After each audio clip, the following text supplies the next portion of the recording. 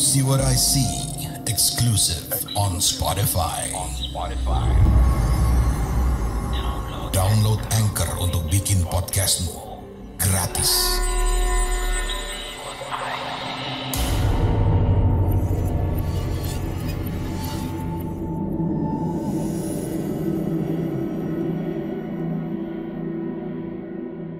Halo warga Desa Sukawedi, selamat datang di segmen Kamis Misteri bersama saya Rizwanda Pramarta. Kali ini saya akan membacakan sebuah cerita mistis tentang kejadian di salah satu rel kereta api. Seperti apa ceritanya? Mari kita simak bersama.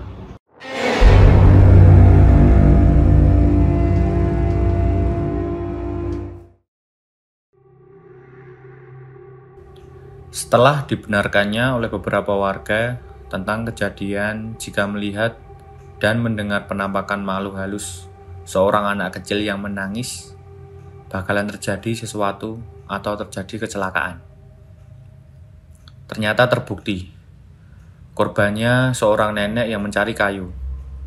Entah dibuat budek atau pendengarannya yang kurang. Kejadian tersebut terletak tidak jauh dari korban kecelakaan sebelumnya di sekitar jembatan rel kereta api. Menurut tetangga saya yang melihat dan menolongnya, sampai-sampai, badannya seperti jadi daging yang dipotong-potong, hingga ada yang menempel di sekitar besi jembatan rel. Yang paling menyedihkan, tangan dari korban tersebut hilang. Beberapa warga berusaha membantu mencari potongan tangan yang hilang itu. Karena kejadian kecelakaan tersebut terjadi pada sore hari, pencarian pun berlanjut sampai hari esoknya. Namun, tetap saja belum ketemu. Hingga akhirnya jasad dikuburkan tanpa satu tangan karena hilang. Banyaknya rerumputan menyulitkan pencarian potongan-potongan bagian tubuh yang hilang. Banyak warga yang mengira kalau tangannya itu masuk ke kali, atau mungkin terbawa kereta yang menabraknya, atau malah sudah remuk terlindas. Tempat tinggal nenek itu terletak di seberang kali. Perihal kejadian tentang nenek yang tangannya hilang itu sampai menghantui tangga saya bernama Rifki. Kejadian tersebut terjadi ketika malam hari atau hari esoknya setelah si nenek itu tewas. Dia pulang dari merantau di Jakarta. Dan bis yang ia tumpangi dari Jakarta sampai ke kota saya sekitar jam 2 pagi. Waktu dia pulang, dia berjalan kaki menuju rumah. Dia melihat penampakan seorang nenek-nenek yang di punggungnya sedang menggendong tumpukan kayu. Rifki pun bertanya kepada nenek tersebut, "Bah, kok jam segini udah cari kayu?" tanya Rifki. Nenek itu hanya menunduk, terlihat kesusahan membawa kayu yang di punggungnya. Nenek itu terlihat bungkuk. Rifki pikir karena beban kayu yang ada di punggungnya. "Simbah mau kemana?" tanya Rifki. Sekali lagi nenek itu hanya diam, tak menunjukkan respon apapun dari pertanyaan Rifki. "Simbah pulangnya mana?" tanya Rifki lagi. Pada waktu itu, Rifki menduga kalau nenek itu sudah berkurang pendengarannya karena mungkin memang sudah tua. Sehingga dia mengulangi lagi pertanyaannya dengan ucapan yang lebih keras. "Simbah pulangnya kemana?" tanya Rifki.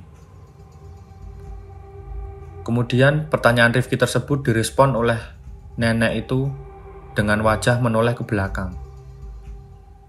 Apa yang Rifki pikir, mungkin rumah nenek itu tetangga desanya. Kemudian Rifki menawarkan memberi bantuan untuk membawa kayu nenek tersebut. "Sini mbah, tak bantuin," ucap Rifki kepada nenek itu. Akhirnya nenek itu baru ngomong sambil memandang wajah Rifki. "Nggak usah Le, bantu cari tangan Simbah saja," jawab nenek tersebut dengan suara serak sambil memandang Rifki. Seketika Rifki langsung kaget melihat tangan dari nenek itu. Apa yang dia lihat adalah kondisi tangan nenek itu terpotong dengan daging dan tulangnya yang sedikit keluar, serta darah yang masih terlihat di sekitar lengannya. Tapi penampakan nenek itu tidak menunjukkan wajah seperti penampakan lainnya yang rusak, penuh dengan darah, atau penampakan-penampakan lain yang menyeramkan. Dengan kejadian tersebut, Rifki hanya kaget. Seketika pandangan Rifki tertoleh ke sesuatu suara di sekitar tempat. Dan tiba-tiba nenek itu pun lenyap dari pandangan Rifki. Dia pun lari dengan kencang dengan nafas terengah-engah menuju perkampungan tempat tinggalnya. Setelah sehari kejadian tersebut, penampakan nenek tua itu muncul lagi. Kejadian itu dialami saudara sepupu saya, Denny. Karena tempat tinggal saya banyak kebun kosong, dia suka berburu dengan senapan angin. Biasanya dia berburu anjing, burung, bahkan biawak di sekitar kali atau kebun. Pada waktu kejadian tersebut, dia ditemani 2 orang temannya, Ridwan dan yang satunya lagi saya tidak tahu namanya. Dia janjian dengan temannya untuk berburu burung setelah bertemu di rumah sepupu saya. Berangkatlah mereka menuju ke tempat kebun seberang kali. Pada waktu itu, Denny menolak karena dia warga situ. Jadi dia tahu tentang seluk-beluk angkernya tempat itu. Apalagi ditambah dengan masih hangatnya berita nenek tewas yang tersambar kereta api. Namun temannya meyakinkan bahwa jika berangkat 3 orang, tidak bakalan ditakut-takuti hantu ataupun melihat penampakan dan lain sebagainya. Sekitar pukul 8 malam, mereka berangkat dengan membawa 2 senapan angin dan 2 senter. Mereka menuju ke sebuah kebun seberang kali. Setelah beberapa jam dia tidak mendapatkan hasil, akhirnya teman yang satunya mengajak ke kebun kosong pinggir rel tersebut. Denny pun menolak lagi ajakan mereka. Namun akhirnya Denny pun menurutinya. "Den, coba yang di sana aja. Kita nyebrang kali aja," pinta temannya sambil menunjukkan tempat kebun kosong tersebut. "Enggak, sini aja, nggak usah jauh-jauh ke situ," jawab Denny. "Ayo kita ke sana aja, di sini nggak ada hasil," kata teman yang satunya. "Udah nggak usah, mendingan kita ke arah sana saja," jawab Denny kembali menunjukkan kebun yang agak jauh dari rel kereta api. "Ya udah kita ke sana saja," kata temannya sambil mengajak Ridwan. "Kamu aja yang ke situ sendiri." Kedua temannya lantas berjalan menyeberang menuju jembatan rel. Denny pun mau nggak mau akhirnya ikut dengan kedua temannya. Dia merasa was-was, apalagi dia tahu dengan kejadian yang saya alami. menambah ketakutan dalam dirinya. Hingga akhirnya mereka menyeberang jembatan rel dan menuju ke kebun kosong itu. "Kamu takut setan ya, Den?" tanya temannya. "Di sini tempatnya angker. Banyak terjadi kecelakaan di sini," jawab Denny dengan singkat. "Dan yang penting, kalian gak usah macem-macem ya," tambah Denny. Tibalah mereka di sebuah kebun kosong dan mereka mulai mencari burung dengan senter yang mereka bawa. Setelah beberapa jam, kemudian mereka memutuskan untuk pulang karena malam sudah mulai larut. Dan kedua temannya pun menyetujuinya. Denny bersyukur pada waktu itu karena dia tidak melihat penampakan hantu atau mengalami kejadian aneh.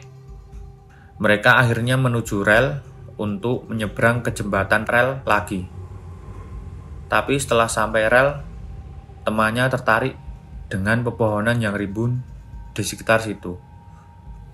"Di sini kayaknya ada burung," kata salah satu temannya sambil menyenter ke arah pepohonan. "Iya, itu ada.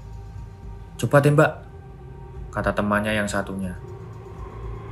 Denny pada waktu itu hanya fokus untuk melihat sekitar. Kali aja ada penampakan dari sisi kanan kirinya, atau jika tiba-tiba ada kereta api lewat. Hingga terdengarlah sesuatu suara dari rerumputan, tepat di belakang Denny. Dia mengira bahwa suara tersebut suara hewan. Kresek, kresek, kresek. Bunyi suara di balik rerumputan di bawah pondasi rel kereta api. Segeralah Denny menyadari, kemudian menyinari sumber suara tersebut dengan senter yang dipegang olehnya. Dia belum menemukan sesuatu apa yang dia dengar.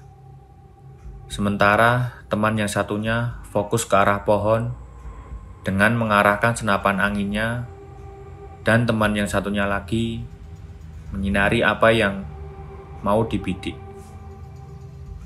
Duar! Terdengar bunyi suara senapan angin. "Wah, kena, jatuh tuh," ucap salah satu temannya. Ridwan yang membawa senter itu pun langsung turun ke pondasi rel dan menuju rerumputan jatuhnya burung yang ia tembak. Sementara Denny dan teman satunya hanya menunggu di atas pondasi. "Kemana tadi jatuhnya?" tanya salah satu temannya. Setelah mereka mencari burung yang ditembak, salah satu teman mendengar suara seperti yang Denny dengar. Kresek, kresek, kresek. Suara itu muncul dari semak-semak. Hingga akhirnya Ridwan yang turun ke pondasi rel dengan kagetnya melihat sosok seorang nenek yang sedang membungkuk di sekitar rerumputan seperti mau mengambil sesuatu. Dia yang turun ke pondasi rel sempat menengok ke Denny dan teman yang satunya di atas pondasi tersebut. Dan mereka melihatnya. Dia pikir Denny dan temannya juga melihat apa yang ia lihat. "Lagi cari apa, Mbah?" tanya Ridwan ke nenek tersebut. Nenek itu tetap membungkuk dan tidak mempedulikan ucapan Ridwan. Ridwan pun sedikit mundur dari nenek itu karena dia kaget. Ridwan pikir nenek itu orang gila atau gelandangan. "Mbah," ucap Ridwan lagi. Nenek itu tetap diam. Dia menunduk ke arah rerumputan. Sementara Denny dan temannya bingung dengan apa yang dialami Ridwan. Denny sedikit mengerti pasti ada keanehan yang terjadi pada Ridwan. "Naik aja, Wan," ucap Denny kepada Ridwan. Ridwan yang merasa kasihan sekaligus kaget dan penasaran apa yang dicari dari nenek itu, Ia membantu dengan menyinari di sekitar bawah dari nenek itu. Tetapi karena rimbunya rerumputan, jadi dia tidak tahu apa yang nenek cari. "Cari apa, Mbah?" Ridwan mengulangi pertanyaannya kepada nenek itu. Nenek itu lalu menghadap Ridwan dan menjawab, "Tolong carikan tangan si Mbah Le," jawab nenek itu dalam suara seraknya. Seketika senter Ridwan dihadapkan kepada nenek itu. Dia mendapati tangan nenek itu yang putus dengan daging dan tulangnya terlihat serta darah yang masih terdapat di lengannya. Ridwan langsung menaiki pondasi rel dengan gugup sampai-sampai senter yang ia bawa terjatuh dan ia tidak sempat mengambilnya. Sementara Denny langsung mengajak kawannya untuk berjalan menyeberang menuju jembatan rel. Akhirnya Ridwan menusul dari belakang dengan tergesa-gesa. Setelah melewati jembatan rel, baru Ridwan mengatakan kepada Denny dan temannya tentang apa yang ia lihat. "Kamu lihat nggak tadi ada nenek-nenek di bawah rel?" tanya Ridwan. "Nenek apaan?" jawab temannya yang satunya. Sementara Denny hanya diam dan mempercepat langkah kakinya agar cepat sampai ke rumah. Hingga akhirnya sampailah di rumah Denny. "Kalian diomongin gak percaya kalau di situ tempat angker," ucap Denny. "Emang kamu lihat apa?" tanya temannya. "Aku lihat nenek-nenek bungkuk sambil sibuk mencari sesuatu. Tadi pas aku mau mencari burung yang kita tembak," jawab Ridwan sambil terbata-bata. "Kita tidak lihat apa-apa. Tadi aku sempat bingung. Kamu ngomong sama siapa?" ucap temannya. "Terus gimana?" tanya Denny. "Nenek itu terus mencari sesuatu. Setelah itu, dia menjawab, 'Bantuin cari tangan saya.' Begitu," jawab Ridwan. Di sana baru 3 hari kejadian kecelakaan kereta api. Dan asal kamu tahu, tangan si nenek itu hilang, ujar Denny. "Hah? Apa, Den?" jawab kedua temannya. Mereka terkejut mendengar perkataan Denny. Tapi dengan kejadian tersebut, Ridwan bukannya takut, tapi malah mengajak Denny dan temannya untuk mengobati rasa penasarannya. Dia ingin tahu apa yang dicari nenek itu. Mungkin saja nenek itu memang berada di sekitar situ. Dan itu bukan merupakan sebuah penampakan. "Tapi kayaknya nenek itu mencari tangannya deh," ucap Ridwan. "Soalnya nenek itu kelihatan sibuk mencari sesuatu." "Mungkin aja tangannya," tambah Ridwan. Mungkin," jawab Denny. "Gimana kalau kita besok ke situ? Lihat tempat kemarin. Apalagi senterku jatuh di situ. Sekalian aku mau ambil senterku," tambah Ridwan. Denny sebenarnya tidak mau ke sana karena penampakan nenek tersebut seperti penampakan lainnya, hanya menakuti orang yang lewat. Tapi dengan bujuk rayu kedua temannya, akhirnya Denny pun mau. Besoknya mereka menuju ke tempat tersebut. Setelah mengamati tempat di mana penampakan nenek itu yang sedang mencari tangannya, beberapa jam kemudian ketemulah tangan nenek itu. Mereka sangat kaget dengan apa yang dilihatnya. Tangan dari nenek itu sudah hampir hancur membusuk. Banyak lalat dan semut di tangan nenek itu. Dan yang lebih mencengangkan, potongan tangan nenek yang lepas itu ditemukan sedang menggenggam senter yang jatuh kemarin malam, yaitu senter milik Ridwan. Sungguh kejadian aneh dan tidak masuk akal. Denny dan teman-temannya pun langsung memanggil warga untuk meminta pertolongan. Dia menjadi takut untuk mengambil potongan organ tangan nenek tersebut. Setelah beberapa menit kemudian, warga mulai berdatangan untuk melihat salah satu tangan nenek korban kecelakaan yang hilang itu dan kemudian mengevakuasinya.